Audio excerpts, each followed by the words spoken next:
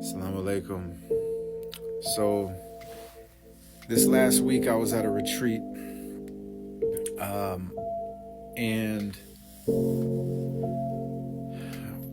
I was sitting with Sidi Mustafa and Sayyid Amu Tarif, and I had a question, and I asked him the question. I asked him, I said, they say that a Munshid is half of a murshid, meaning that one who sings nasheeds or something like that, anything that has to do with, qasidas, nasheeds, that they're half of a spiritual guide, right? What does this mean? And so he said yes. And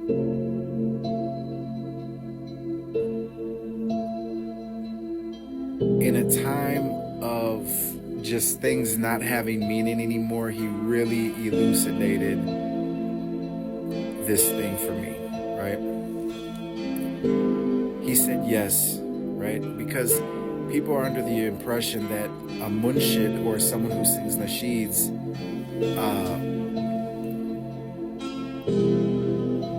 that they just sing nasheeds, right?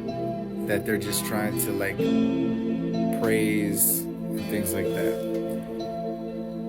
And the reason that they're half of a murshid he described, is because the role of a murshid is to take you step by step, right, to becoming in a state where you're with Allah, right? Which is what a murshid does. But the Munshid does this in a way where he opens you up to this poetry using rhythm, using harmonics and vibration, right? And the same thing for the adhan, right? And he was explaining that even in Turkey, different prayers have different adhans, because it's like Hamza Yusuf was saying in one of his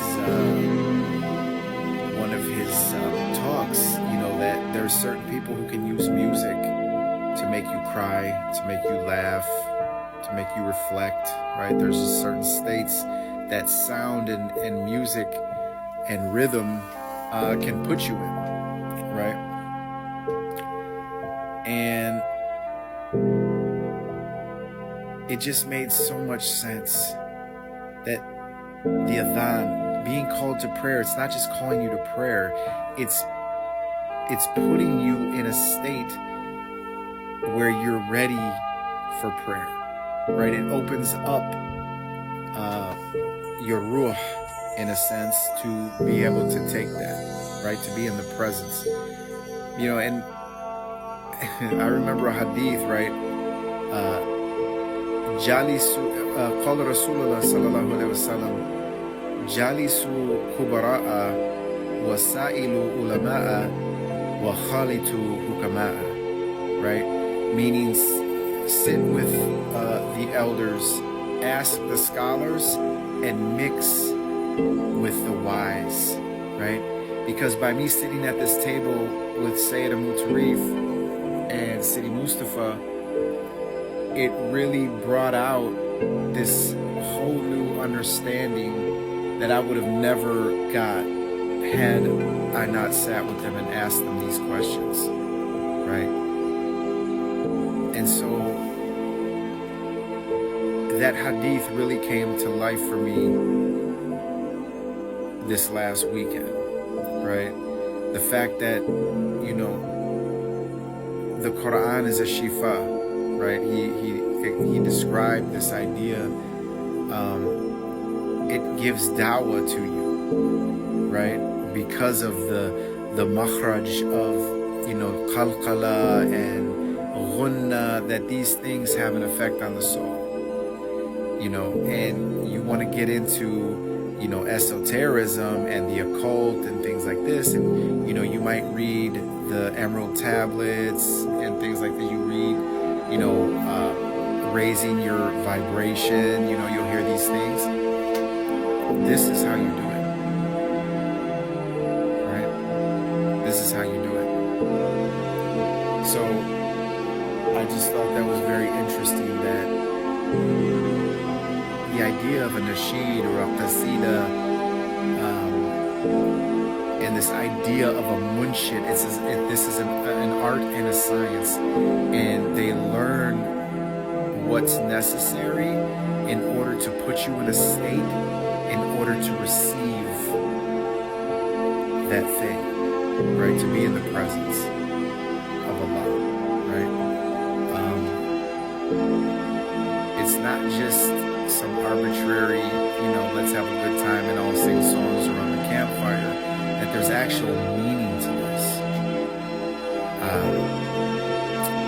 And I just wanted to come on here and say that, inshallah, for anyone who does listen to qasidas and nasheeds, and forever who, the people that do enjoy listening to the adhan, people skip over the adhan today, right? How many times do people just go right to the iqamah and start their salah, right?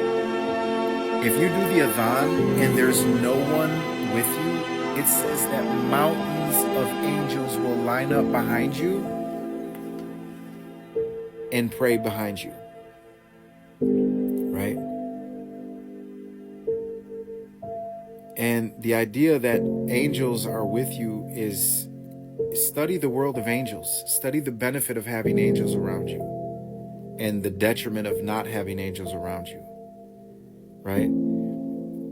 It's ajib that people don't do the adhan anymore, right? If it's something every once in a while because of a circumstance, I mean, that's, obviously, but just as a rule, people just don't do the adhan anymore. They go right to the iqamah. Not in masjids anyway. In masjids, they do the adhan. But even for people who aren't in a masjid, still do the adhan. Because the adhan, especially when you do it with the intention, it prepares you to be in the presence of Allah. That's calling you to be in the presence of Allah. It's not just calling you in some arbitrary way to pray to Allah, right? It's supposed to put you, and then you wonder why certain people in our history, it's chronicled that people had surgery done when they were in sujood. Or whole parts of a masjid would fall down and they didn't even know until they came out of salat because they were so in tune with Allah. And we're like, how do we get that? How can you? We don't even do the adhan anymore, right? If you're not in a masjid, right? And it's interesting because even Ibn Ata'illah al-Askandari rahimahullah said, heedlessness in dhikr is better than heedlessness of dhikr. Because at least if you're doing it, there's a chance that Allah could send something. But if you're not doing it in the beginning, to begin with, there's no chance of it. So I just wanted to send that out as a message, inshallah, that'll, add some meaning to these things that, may or may not be elusive to some people. The real meaning of these things have eluded some people. So inshallah, that might add a little clarity. Assalamu alaikum.